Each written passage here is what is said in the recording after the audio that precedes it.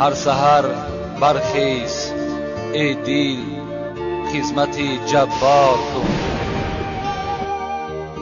هر سحر برخیز ای دل خدمت جبار کن.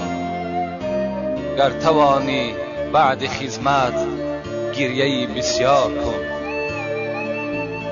گریه و زاری عجب سرمایه درگاه اوست. هر دم صبح سعادت خویش را بیدار کن.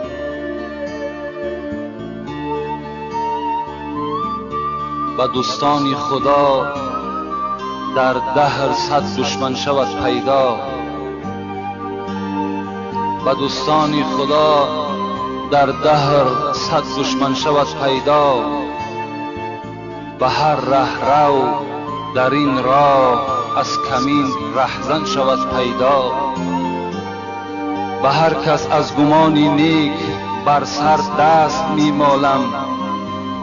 به دستم از کلاهی نخوتش سوزن شود پیدا. چنین شد حکمت تقدیر غفار برویاند به نزد هر گل خار.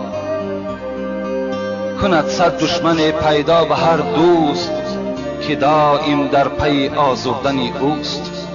عجب رزمی است در این دار غدار که صد نااهل بر اهلی گرفتار. ندیدم هیچ یک شایسته خوی و دنیا زیسته باشد به عدوه. نه گل به خار می روید در این باغ ملالی بلبلان از دغدغه زاغ. بکن صبر از جفای منکر دل شود شاید مراد از صبر حاصل.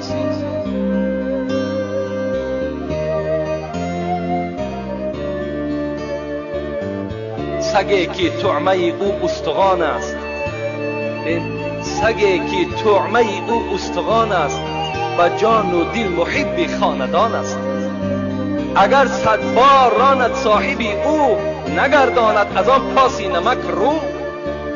زند گر زرد گردد با ادبتر که بوسد دست و در پایش نهد سر.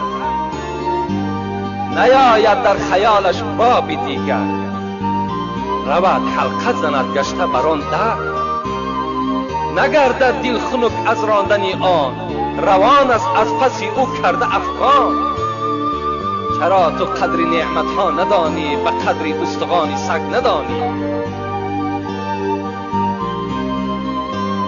کوزگر گر کوزه را بشکند چون بخواهد باز قایم میکند.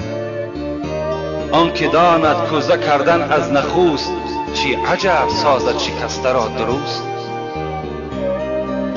از تقاضای زمان و گردش چرخ فلک خیرس را گفتم تقای و خوک را گفتم امک.